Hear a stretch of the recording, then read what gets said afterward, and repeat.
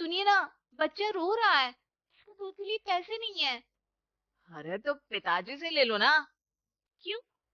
अगर आप में कमाने की क्षमता नहीं थी तो शादी क्यों की? तभी घर आई बड़ी ननद बोल पड़ती है। आहा, तुम्हारी माँ को साफ साफ कह दिया था कि लड़का ना कमाता है ना कभी कमाएगा। हम चार चार बहनें हैं इसका ख्याल रखने के लिए, और पिताजी का इतना सारा पैसा, तुम्हें किस चीज की कमी रखी है? लेकिन थोड़े ही सालों में तकदीर बदल जाती है। शशि का ससुराल गरीब हो जाता है। सब बिकने के बाद शशि अपने पति, बच्चे और सास के साथ किराए के मकान में आ जाती है। मैं कोई नौकरी करना चाहती हूँ दीदी। अरे इतने बड़े घर की बहू थी शशि तुम, नौकरी करोगी? नहीं नहीं नहीं नहीं। नहीं करूंगी तो घर कैसे चलेगा? बच्चों को भी तो पालना है ना। तभी शशि का भाई आ जाता है। शशि, ये ले राशन का सामान, किसी भी तरह की कोई भी जरूरत हो तो बताना। भाई, अब मैं नौकरी करूंगी। देख बहन, वैसे तो मैं तेरे साथ हूँ, लेकिन हाँ, मैं ये भी चाहता हूँ कि तू अपने पैरों पर खड़ी हो जा। शशि को एक प्ले स्कूल में छोटे बच्चों को संभालने की नौकरी मिल जाती है। एक दिन, शशि, मेरे स्कूल को अब तुम संभाल लो। मैं कुछ दिनों के लिए अपने बेटे के पास जा रही हूँ। लेकिन प्ले स्कूल अकेले मैंने कभी नहीं संभाला है। अब ये सब मैं नहीं जानती। इतने महीनों में तूने जो देखा, बस पूरे आत्मविश्वास के साथ उसे करना। शशि नीलम के जाने के बाद पूरे 1 महीने उसका स्कूल अकेले संभालती है, और फिर एक दिन आता है जब वो अपना खुद का स्कूल भी खोल लेती है। वाह शशि, तुमने आज मेरा सर गर्व से ऊंचा कर दिया। तुम्हारा यही आत्मविश्वास तुम्हें बहुत आगे ले जाएगा। नीलम, बहुत आगे जाने की चाह नहीं है। बस ये छोटा सा स्कूल मेरे बच्चों की अच्छी शिक्षा में मेरी मदद करे, यही मैं चाहती हूँ। शशि थोड़े थोड़े पैसों से ही अपना परिवार पाल रही थी। एक दिन उसके घर उसकी बड़ी ननद आती है। अरे भाभी, घर में कूलर तो लगा ली थी, मेरी माँ को कैसे पंखे में लिटा रखा है? अरे तो शशि कौन सा एसी लगा कर सो रही है? वो भी तो यहीं रहती है ना मेरे पास। ज्यादा यहाँ आकर मेरी बहू को परेशान न किया करो। हाँ हाँ, मुझे भी शौक नहीं है इस छोटे से घर में आने का।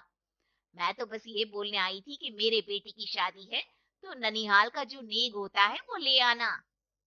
हाँ हाँ, जितना बनेगा कर देंगे, और ना हुआ ना तो वो भी नहीं करेंगे। तभी शशि बोल पड़ती है। अरे नहीं नहीं माँ जी, रीटा घर की बेटी है। उसके ससुराल वाले उससे शादी पर पूछेंगे कि मायके से क्या मिला। रीटा, तुम मुझे सामान की लिस्ट भेज देना। मैं पूरी कोशिश करूंगी कि तुम्हारी हर डिमांड को पूरा करें। अच्छा, मैं खाना लगाती हूँ। शशि ये बोलकर किचन में चली जाती है। धीरे धीरे कर शशि किसी न किसी तरह अपनी सारी ननदों की डिमांड भी पूरी करती, बच्चों की ख्वाहिशें भी, और उनकी पढ़ाई के लिए पैसे जोड़ती। एक दिन जब शशि का बेटा 12वीं पास करके आता है।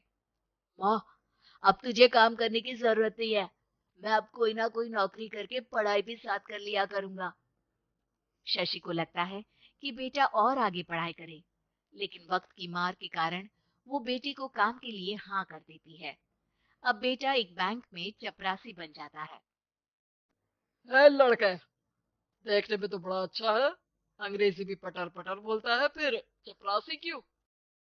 लड़का सारी बात मैनेजर को बता देता है। अच्छा, तो मैं तुझे एक मौका देता हूँ। तू यहाँ रहकर दूसरे डिपार्टमेंट का भी काम सीख। अगर तू किसी एक का भी काम अच्छे से सीख गया तो मैं तुझे यहाँ टेबल चेयर में बैठने वाली नौकरी दे दूंगा। लेकिन एक दिन शशि की ननद उसे फोन करती है। अरे भाभी, देखो मायका तो मेरा तुम लोगों से ही है। मैंने आपके बेटे और मेरे भतीजे प्रदीप के लिए यहाँ एक नौकरी देखी है। पूरे 5,000 मिलेंगे। वैसे करता ही क्या है, चपरासी ही तो है ना। कोई बात नहीं रीटा, मैं उसे इस शहर के बाहर नहीं भेजना चाहती हूँ। बाकी वो शाम को आएगा तो मैं पूछ लेती हूँ।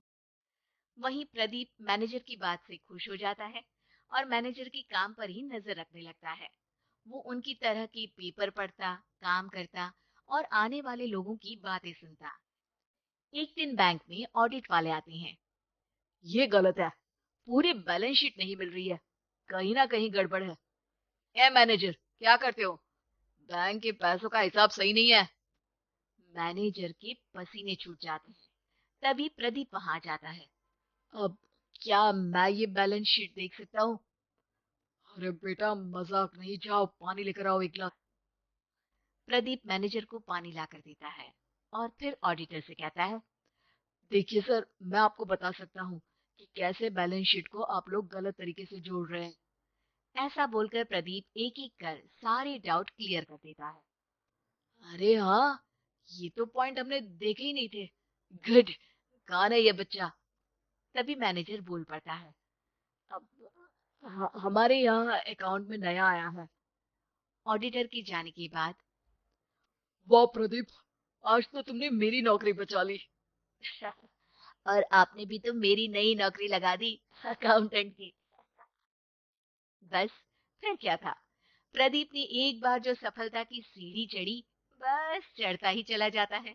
फिर एक दिन शशि की ननद, अरे भाभी कैसी हो? घर को तो बड़ा ही सुंदर चमका रखा है। अरे बेटी, कैसे आना हुआ? तू तो इस छोटे से घर में आना भी नहीं चाहती थी। कोई खास काम है क्या? अब हाँ, वो माँ, मेरा जो मझला बेटा है ना, वो अकाउंट से पढ़ाई कर रहा है, तो प्रदीप से बोलकर उसकी भी कहीं अच्छी नौकरी लगा दो ना। सास और शशि समझ जाते हैं कि कैसे पैसे आते ही लोगों के बात करने के तरीके से लेकर रिश्ते निभाने तक में बदलाव आ जाता है।